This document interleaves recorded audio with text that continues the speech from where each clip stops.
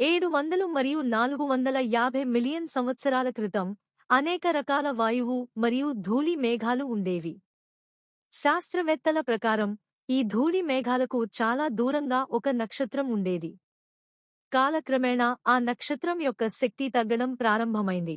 దాని కారణంగా దాని లోపల భారీ పేలుడు సంభవించింది. ఈ అంతరిక్ష ధూళి ఒకదానితో ఒకటి ఢీకొనడం ప్రారంభించింది మరియు దీని కారణంగా ఒత్తిడి మరియు వేడి కారణంగా అవి ఉల్కలుగా రూపాంతరం చెందాయి మరియు ఈ రేడియోధార్మిక పదార్థం కారణంగా ఏర్పడింది. దీని కారణంగా హైడ్రోజన్ మరియు హీలియం వాటి మధ్య సేకరించడం ప్రారంభించాయి మరియు ఈ భారీ పేలుడు కారణంగా మన సూర్యుడు జన్మించాడు.